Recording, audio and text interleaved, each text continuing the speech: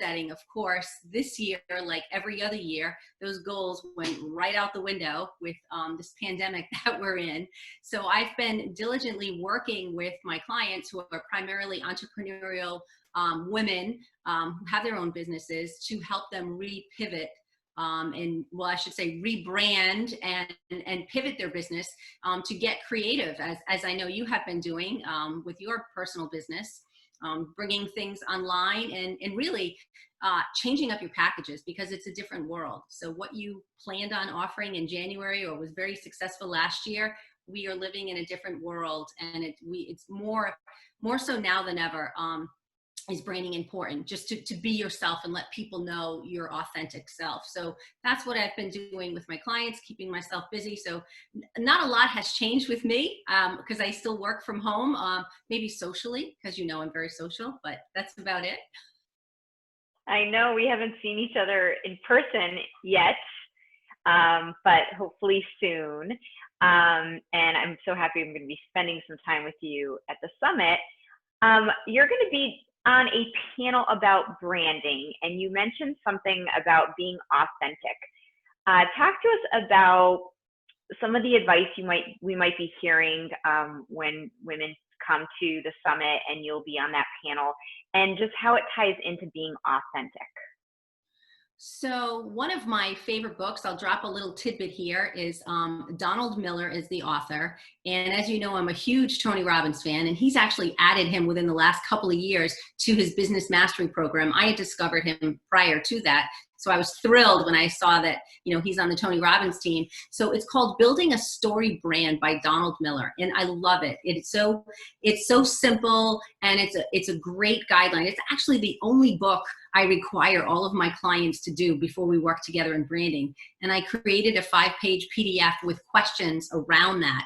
And what we do at the end is build your brand promise. So it's something that you promise to do and deliver within your brand by answering these 4 questions. So I'm going to talk about those 4 questions and challenge people to think about their brand, not just as their colors, but really talking about who they are. Because if you're a solopreneur or a small business owner, you are your brand, how you represent yourself. So I always throw out there, as I did earlier, that I'm a former chef, because that's part of my brand. So when I make food analogies and you know, talk about, and one of the programs I do is what's your secret sauce, right? And I talk about it as I'm a spicy bowl of chili because I've worn a lot of hats and I've done a lot of things. And if I think about myself and my brand, right, I'm Portuguese, so I like things spicy, and it's all of those things, what's in your secret sauce, all of those things that you've ever done.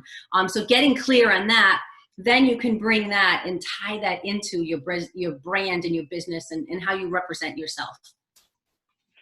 That's great. I love that analogy of spiciness, and I feel like that's a spice of life, you know, to have, like what you just said, you know, and you're very authentic. We can tell that spice just from what you're presenting.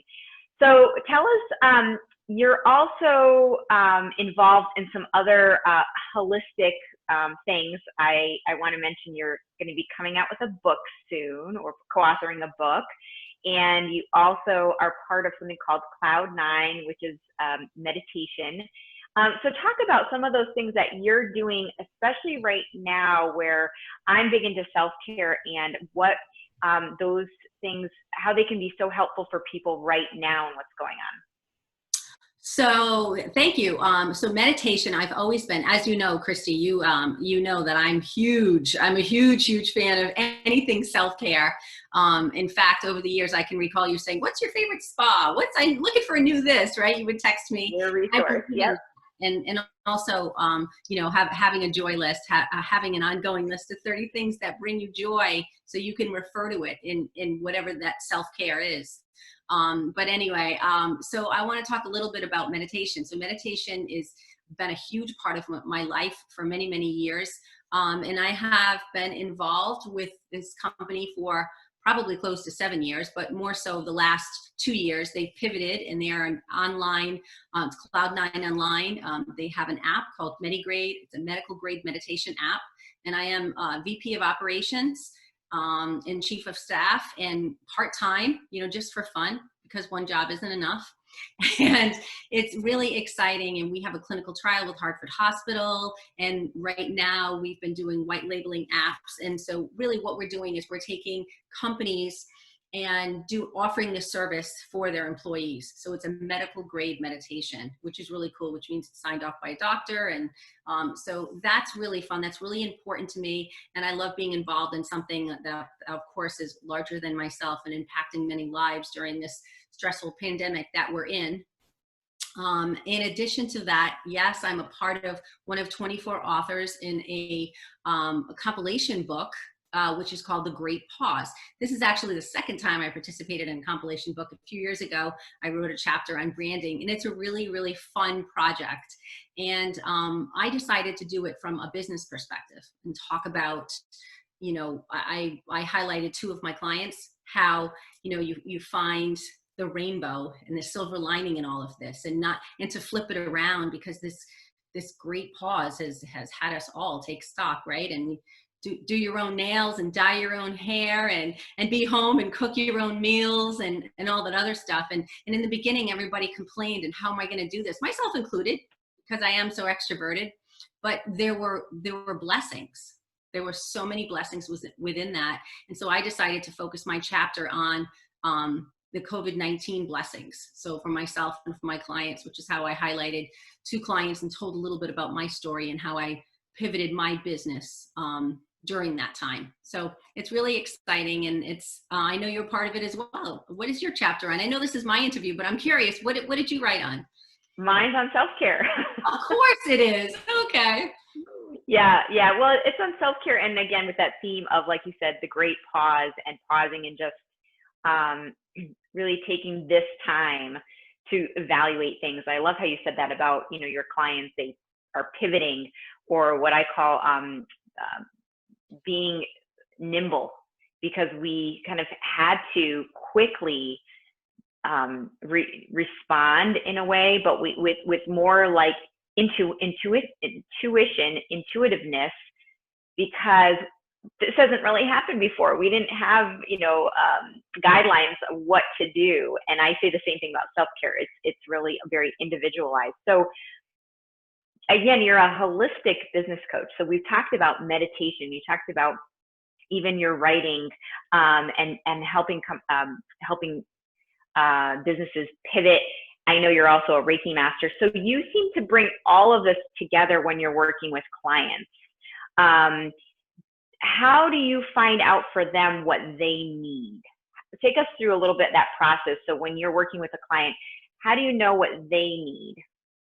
So I ask them, and I do this exercise a lot. If a client sometimes when they come to the call, if they have a cloudy vision, I might just have them close their eyes and guide them through a 2-minute guided meditation on the beginning of the call. It doesn't always happen, but sometimes it does. And it could be what their ideal day is, what their ideal client looks like, what time are they getting up, or what are they doing? And, really taking a pause. And sometimes I'll play my bowl in the background and take them through that. And it's not always fuzzy, because, sometimes it's like, okay, it's time to work, but when they're stuck. And so the essence why I call myself holistic is because I'm using holistic approaches to pull out of my clients what excites them and what their vision of their brand is. And, we all became entrepreneurs to work in our zone of genius and to do what we love, and to not have icky clients and not have collaborations that don't feel comfortable. We all want win-win situations. And that can only happen if you really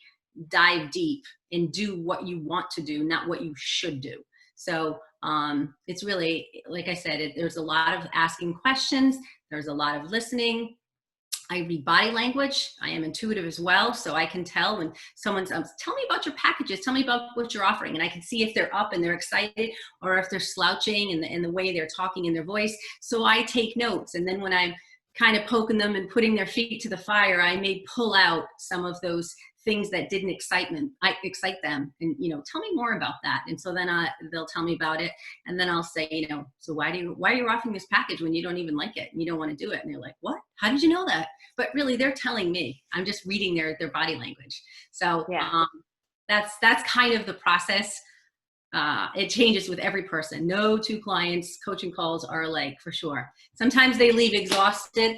overwhelmed, and sometimes always they're fired up and excited to move on to, the next thing. But it's really fun for me because I never know what's coming. Yeah, and you are that guide. I know you're also a mentor, but in terms of guiding them and helping them you reflect back what they're really already telling you in their body language, or that energy, if they're tired versus what energizes them. And I think that's great. Now for our conference, which is happening again on July 30th through the 31st, and I know you and I are registered, but I'm going to tell our listeners to make sure that they go online and register and grab a ticket. They can watch and participate from the comfort of their home or any great place. But when we bring together these women, many of them are entrepreneurs. Some of them are still in the corporate world, and but they have maybe aspirations of being more than what they are doing right now. And like you've talked about being authentic. So what message do you want to tell our potential attendees? What's the message to the woman who's going to be attending this, whether they're in the corporate world or an entrepreneur, and just they're trying to explore and grow themselves through this event? So I would have this question sometimes if I have a client that I'm having a conversation with, and they're not quite sure where they're going. If you can't stop thinking about it, when you wake up, what's the first thing you think about? Before you go to bed, what's the last thing you think about? How do you lose yourself for hours at a time if you have that luxury of doing something? And is it related to that idea of the business? And if it isn't, then maybe you're not meant to start that business, dig down a little deeper. So I love this, the land of Zoom and being able to work virtually. I've attended so many amazing conferences and met so many fantastic, smart, successful women that I never would have had an opportunity to meet from my home. I'm part of eWomen Networking, and I'm in Zooms all the time and masterminds with people in California and New Jersey. And, I never would have been able to do that. So if you are on the fence about signing up and you're thinking about it, I strongly encourage anyone who's thinking about it to sign up and get on this platform, join us, and meet some amazing people. I saw the lineup, and boy, I was impressed, and I'm really feeling honored to share the virtual stage with so many people. But again, it's about opportunity. And you'll never have an opportunity like this in life to attend so many virtual conferences and mastermind meetings like this. And save on travel time. Where we can have attendees now from across the globe for July 30th and 31st. So it's going to be exciting. And you'll have to get dressed from the waist up. That's right. Even better. So I wanted to let people know how they can find out more about you. So tell us where you're at, your website. How can they get in contact with you? Okay, so my website is ginajohnson.co.com, and they can just visit my website, and they can send me a message or sign up for a complimentary discovery call. And I'm always open to having conversations with people about their business and having life-changing conversations. 15 minutes to 30 minutes. Just sometimes you just need that little question to get you excited and fire you up. And of course, you're on social media as well. Yes, I'm on Instagram and LinkedIn and Facebook and Pinterest and all that other stuff. I tend to hang out more on Facebook than any other platform these days. Maybe it's just a little more fun, but that's really my main platform. Great. So we can find you in many places, and I encourage all of our viewers and listeners to definitely go find you. And of course, to join us on July 30th and 31st for the 15th Annual Women in Business Summit, which is going to be virtual. So get your ticket. You will need to register, and it's going to be amazing. Thank you so much, Gina. You're amazing, and this has been a great conversation. Anything else? No, thank you so much. I can't wait until we can have an actual cup of coffee or cocktail in person. Oh, I can't wait for that. That would be awesome. And thank you, everybody, for tuning in. Take care. Have a great day. Bye-bye. Bye.